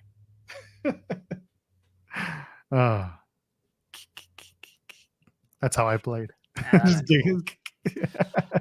think Jericho opens, and I think that's his call. I think Jericho opens, and it's his call that he opens. Yeah. I could see him wanting to do that because hottest match, first match, blah blah blah. I just don't know who else. Yeah, I don't know who else could do it. You do the tag match, so the EVPs are just like, oh, got to get out there, get my match out of the way, so I can go back to leading the show. Kayfabe, of course, could do something like that. Darby and Jack opening could make some sense. Yeah, so Jack could say Real Glass, Crimea River. Darby's super over too. He is. They really like that Darby Allin. I don't blame him. Is he he's very popular in the UK, is he? I think Darby's just popular. Orange Cassidy, I don't think he's going to open. I don't know what Orange Cassidy's even doing. Probably some big old 6-man match. How are they going to do Anarchy in the Arena? Stadium Stampede. What are they going to, what's the Stadium Stampede match? Nothing. What's going on in Ring of Honor? What's Mark Briscoe up to? It's the conglomeration versus the the Undisputed Kingdom, plus who knows. Wardlow comes back for this, and then is it 4-on-4 or is the conglomeration 5? They get Zach Knight to join the Undisputed Kingdom. What about Wardlow? Wardlow should be back for this, right? Yeah, but then you've got 5 if you add Zach Knight and Zach Knight, Wardlow, and then the tag team, and then Roddy Strong. Conglomeration against Patriarchy makes some sense. I could see that. You could do that. You could do that. But it feels like it'll be something like that.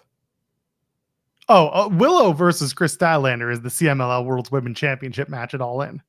That's happening. That is the match. I'm looking forward to that. Chris Statlander capturing a Mexico title in the UK is going to be fantastic. I don't know if Statlander wins that match, and that feels like that might be on the pre-show. Yeah, she's going to win, though. She's going to win that title. Oh, yeah. It's going to be very fun.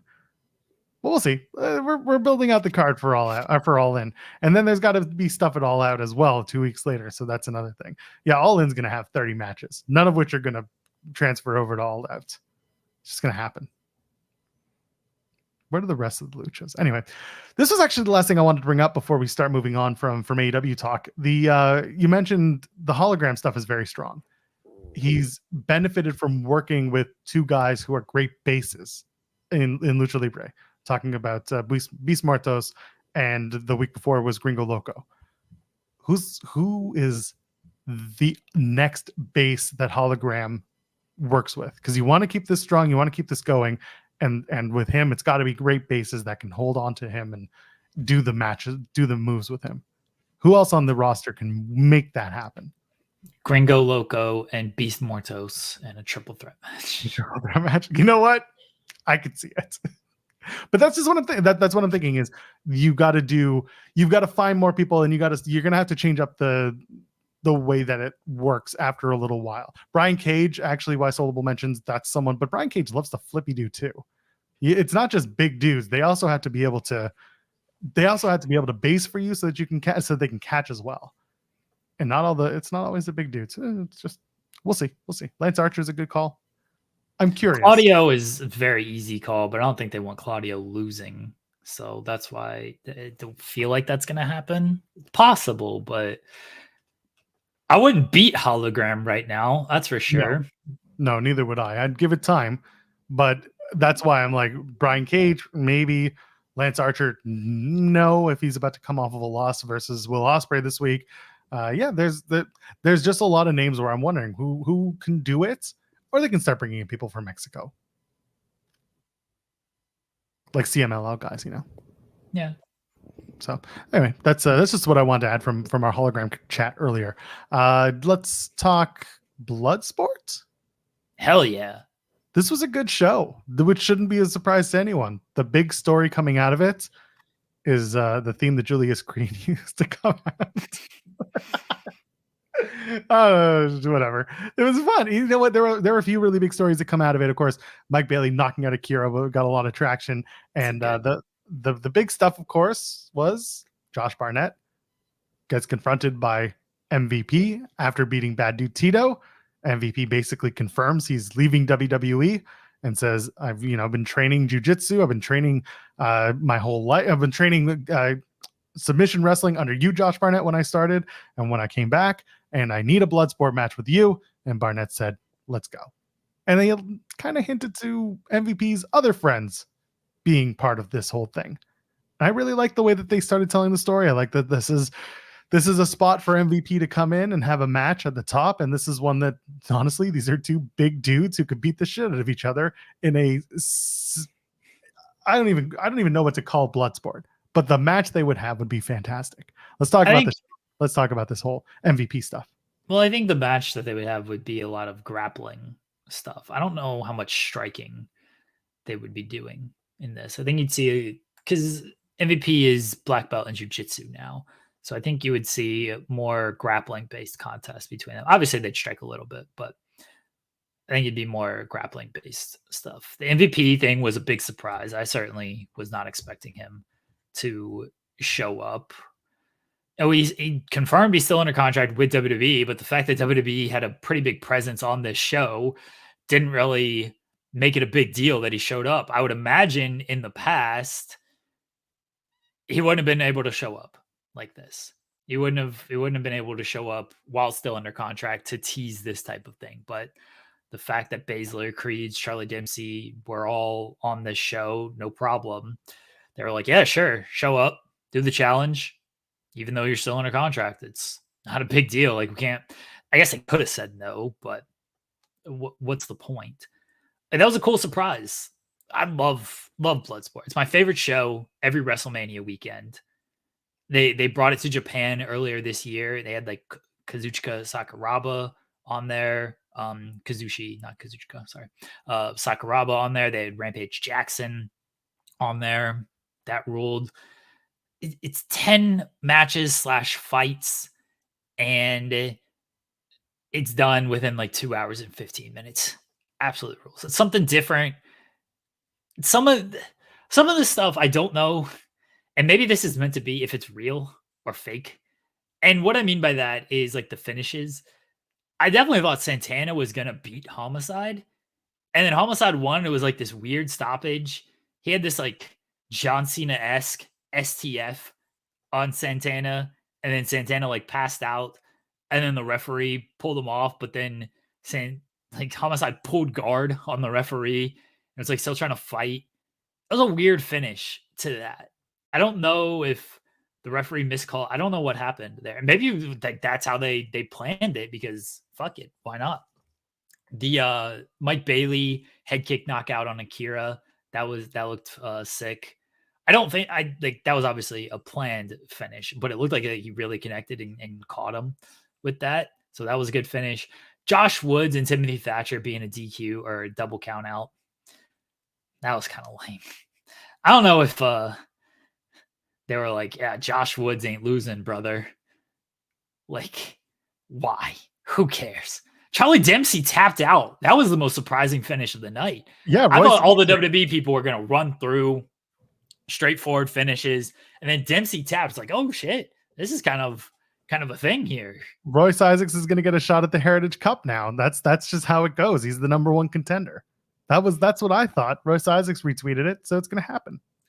I do wish that Bloodsport really played into like the records and the shoot competitiveness a little bit more.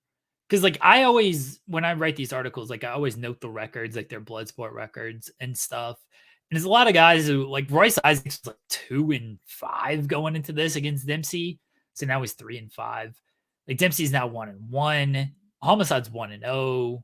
Like Baszler's 2-0. Like I wish they would play into these like records and do matches a little bit more based on that. And like actually, I know they're not like fighting for championships. It's just something fun to do. But like I think there's real legs in this. Clearly there is. This was the 11th event. They've taken it to Japan. Like it's done well. It's not only done well, but like you're bringing in people from all different companies as well.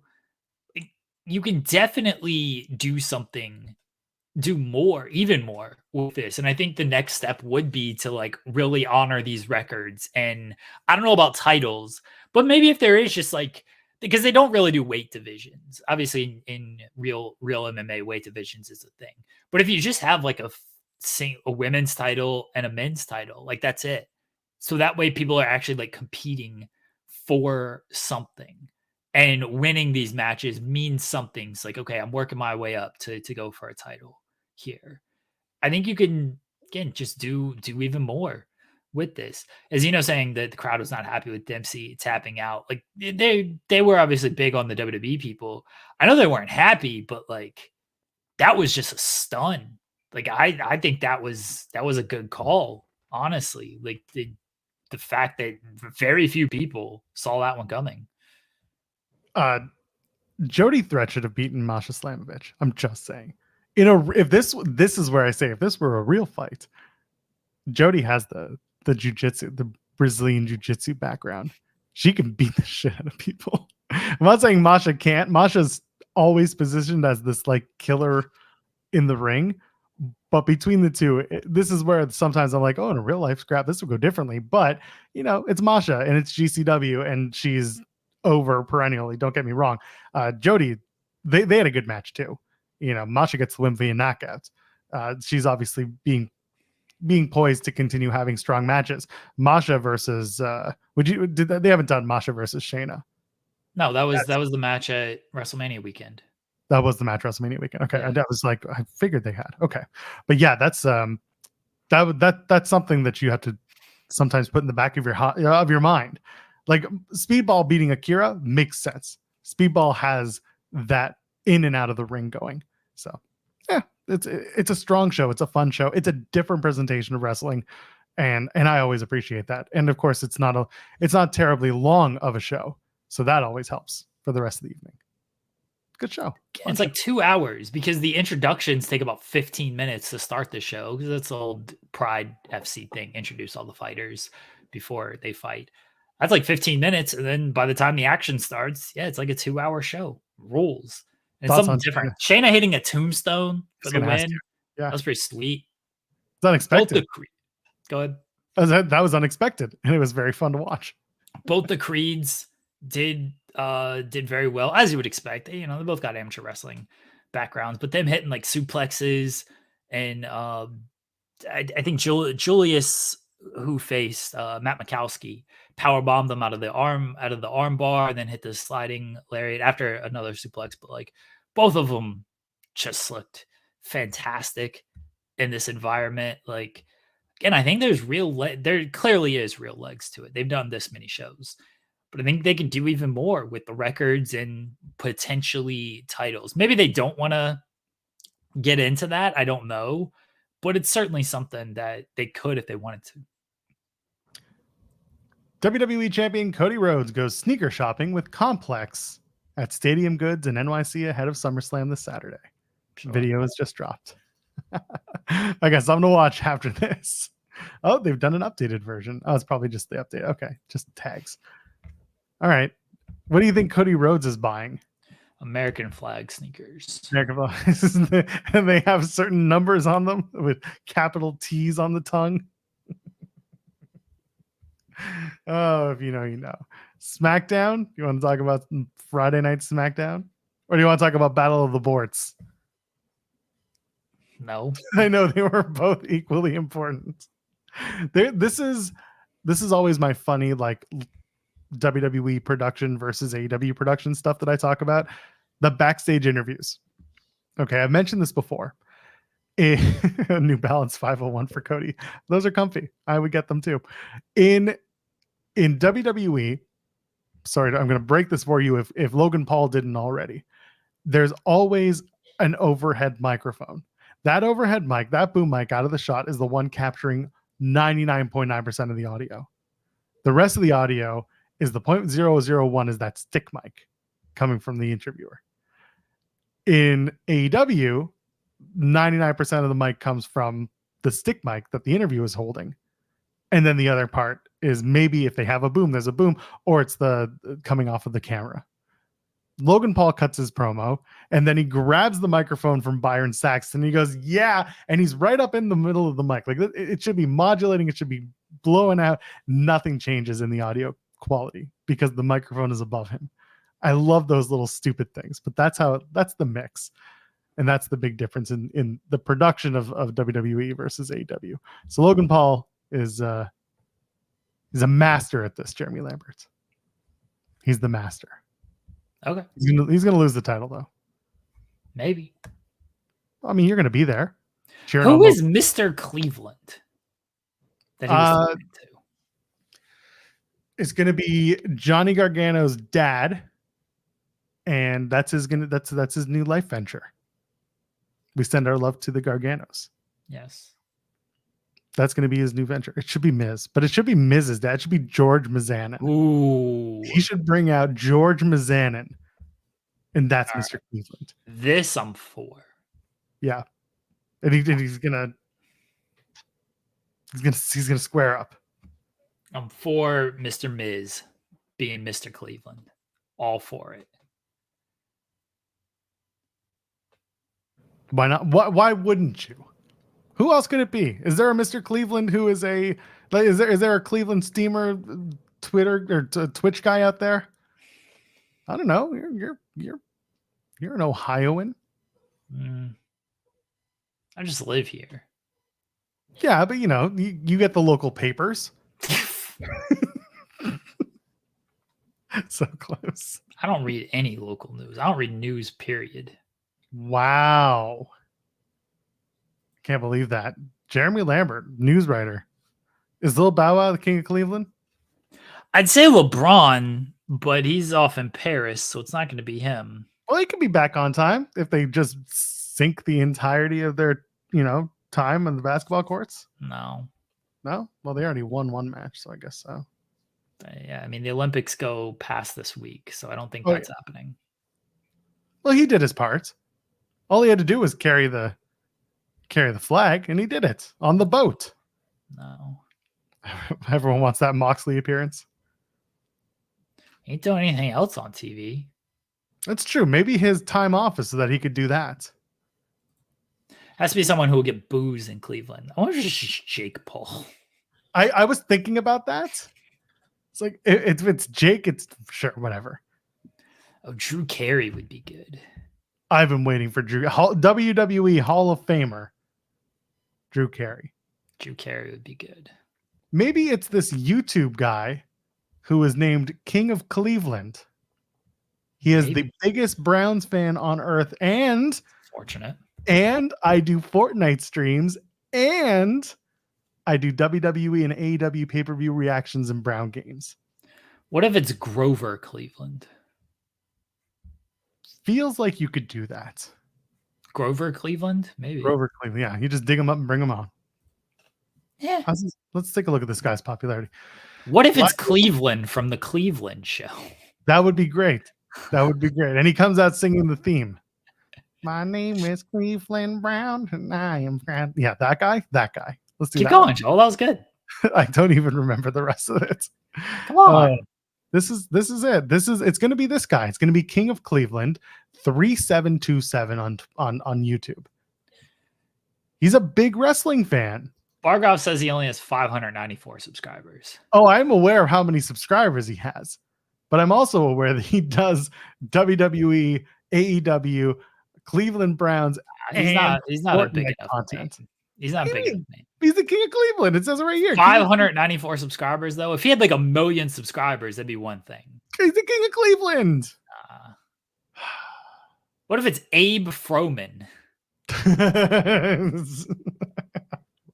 Sausage King of Chicago? Also the King of Cleveland. I don't think you could do that. Who could it be? Should be Drew Carey. Vic Joseph is the King of Cleveland. That'd be funny. I like Cleveland Brown. That's my final prediction. I could do it. The guy who does his voice may shock some people, but let's go ahead and do it. Who could be the King of Cleveland? Let's just do this. Who is the King of Cleveland? We just did this. What are you talking about? No, I mean on socials. Oh. King of Cleveland, 20 likes. It's this guy. People saying LeBron on the internet. Yes. Let's see what the news says. Steph Curry. Steph Curry. Okay. Also, that would really confuse he's people. also in the Olympics. Jay-Z in 2017 said, "I'm the King of Cleveland now." The fuck did Jay-Z say that? Said it November 22nd of 2017. Oh, this is a lie. A shot. It's on SI. He took a shot at his buddy LeBron James on his home turf.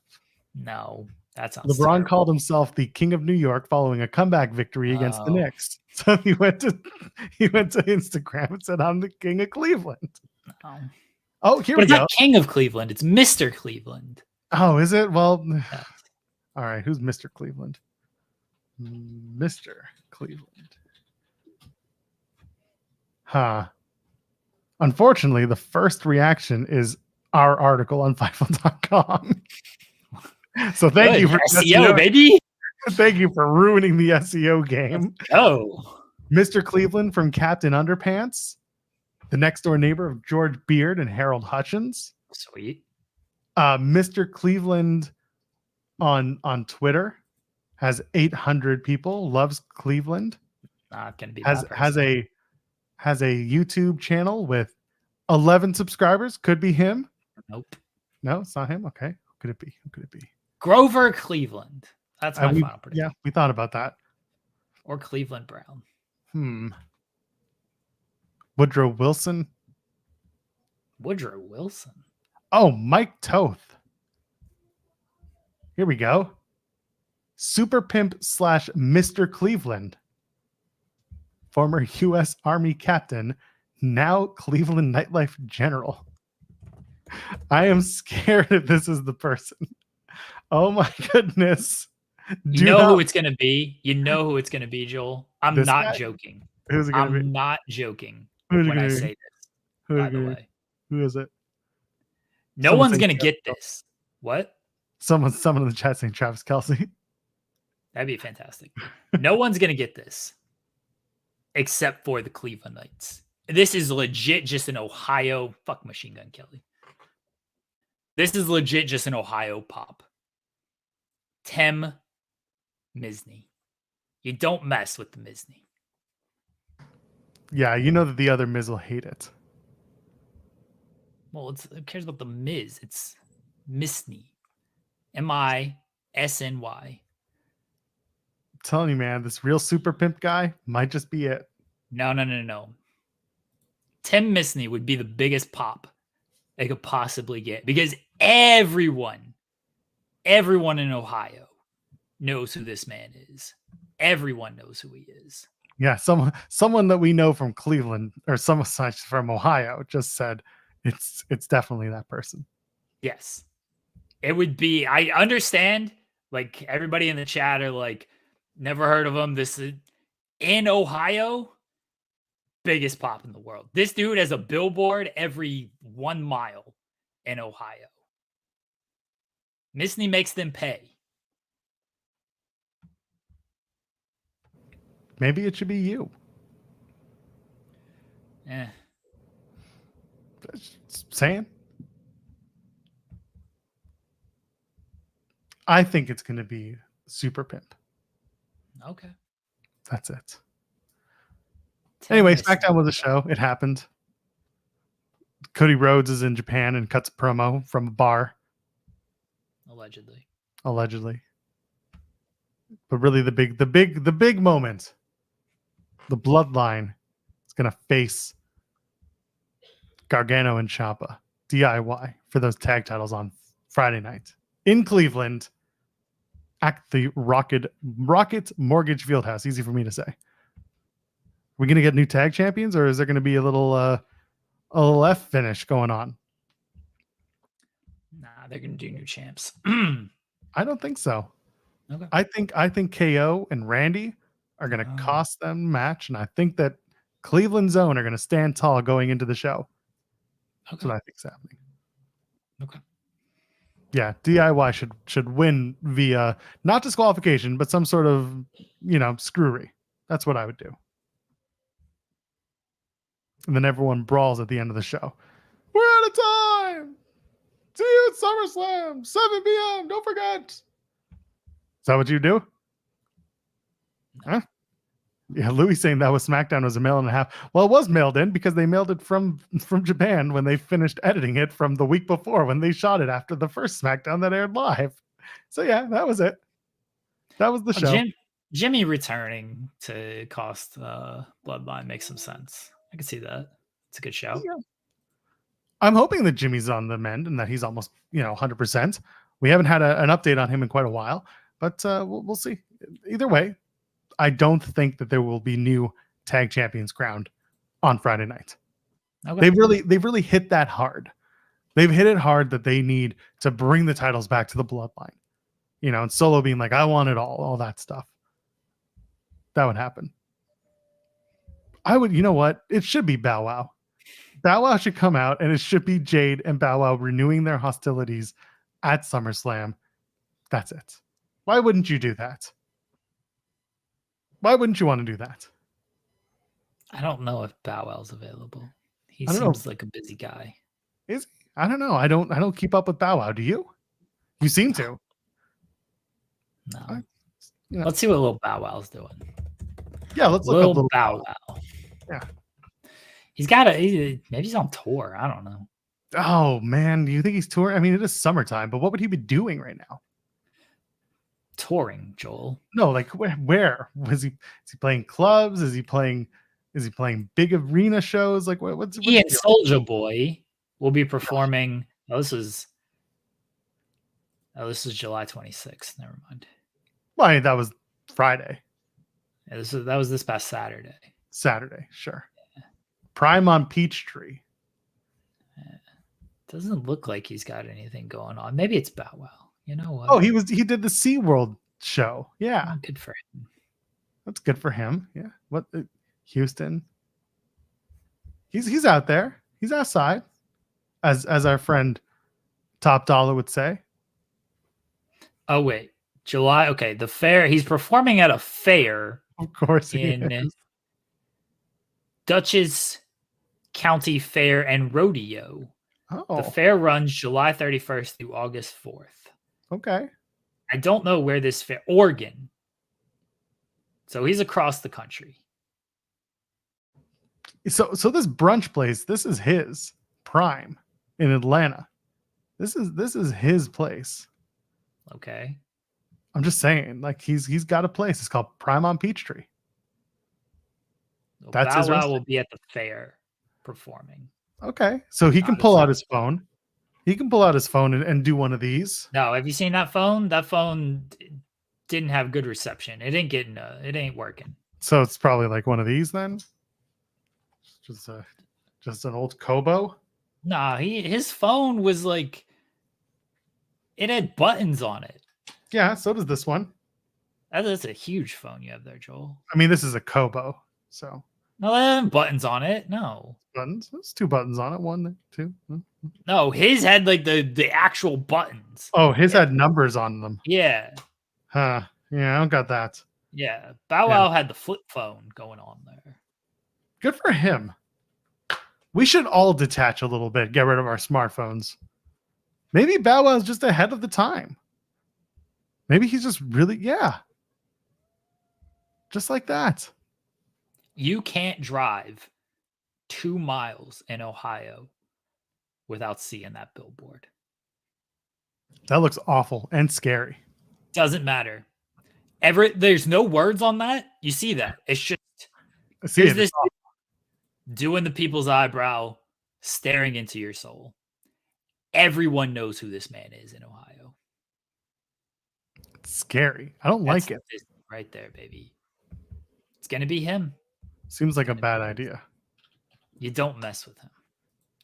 Well, you don't mess with Ohio, right? That's the old saying. I mean, you can. It's fine. Could you? You might. I've never tried. Do it, but okay, that's fair. I've never tried. So people should mess with Ohio some more. Is it Josh Barnett? That's a good question. No, that was not Josh Barnett. That was the Misney. Everybody. Oh, okay. Misney sounds like a city in New York State. Well, it's like Misney, New York. Misneyland. It's where we should all be going after SummerSlam. Raw's tonight. Do you have anything else to add from SmackDown?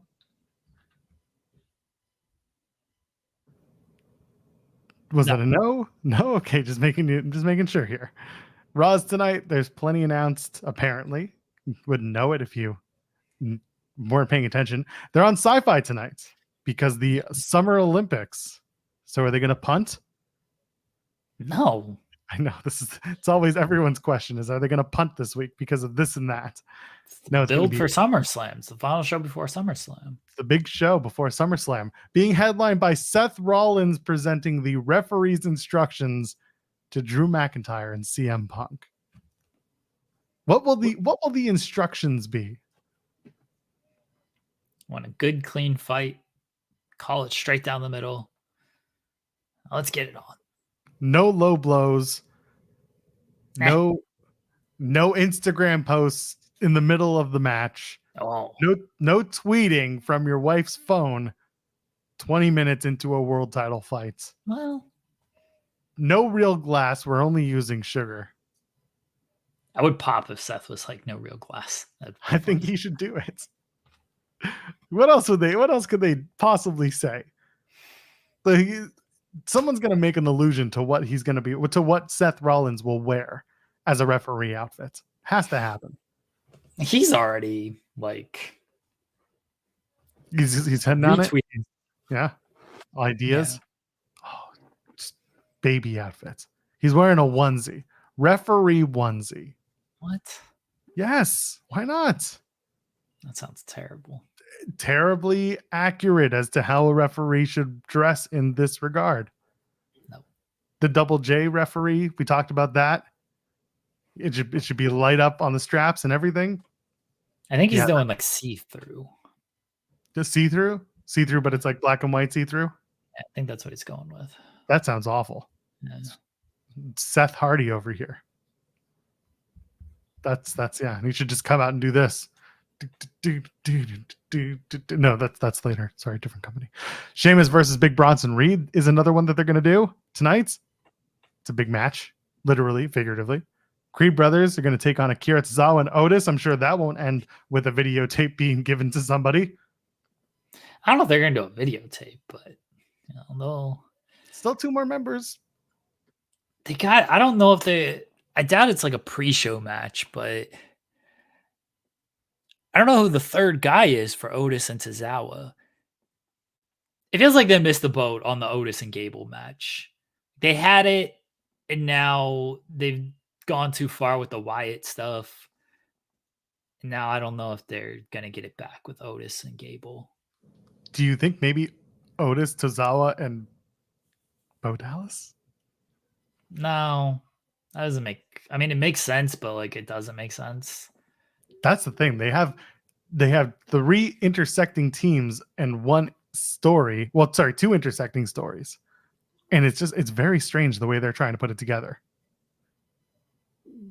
I don't know what works. But it feels like they're going to get one of those videos back. Maybe a laser disc this week. They should have done Otis and Gable at some point. They still should, but it feels like they missed when it peaked.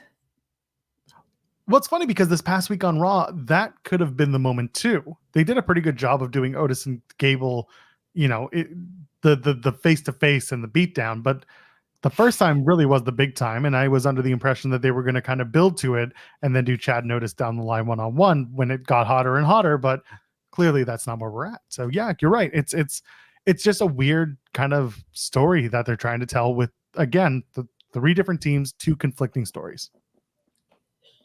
But it's all about family, so I'm surprised you don't love this story. I mean, I like it. I just think they missed the boat on when they should have done Otis and Gable. That's all. Should the third man be Vin Diesel? I mean, that'd be great. Great. It's all about family. Lyra Valkyria teams with the Party Girls to take on Sonya, Zoe, and Shayna Baszler. Shayna Baszler coming off of that hot Bloodsport win. Will they make reference to it tonight? Probably not. I think they will. You think they will? Yeah. Do you think they'll mention the Creed brothers and their Bloodsport? Yeah. Okay. Yeah, they won, so I think they'll reference it. All right, we'll see what they do. I think this is Lyra and the Party Girls getting their win this week. Don't really love Lyra Valkyria's with the Party Girls, but I think they're trying to get the Party Girls over so they can tag her with Lyra. You think it's going to be the I don't know what to call them, those 3. The Scissor Shield, isn't that what they're called? They're calling them, not calling themselves, but they're doing the scissor, the triple scissor. So are they rock, paper, scissor, maybe? No. I can't. I don't know. Until they tell me, I'm not going to say it. The stud line. That's good. I like that. There we go. Thank you, Bar. That's what Mia Yim called it, was the stud line. All right, and Xavier Woods takes on Karrion Kross. I'm sure that's going to be a great match. And Gunther versus Finn Balor. That's going to be a fun potential main event match. I hope Gunther and Balor get a lot of time. That was a match that Balor mentioned he really wanted. It's been supposed to happen before the pandemic and never did. So I hope they get a lot of time, and I hope Balor and Gunther get to kind of show out. It'll be a very good match. We know Gunther's going to win because he ain't losing before he fights Priest. What if he is, though? No, I'm just kidding. He's not. That'll be fun. So what else? That's it. That's Raw. That's Raw for tonight. That's been announced. Now we can all go watch Cody Rhodes as a family, right? Sure. On Complex. Is that what you're gonna do? No, I think I'm going through San Diego Comic-Con with CM Punk and the panel of WWE superstars. There is a lot of that. I don't have anything to add, so I think we're good. I think we did it.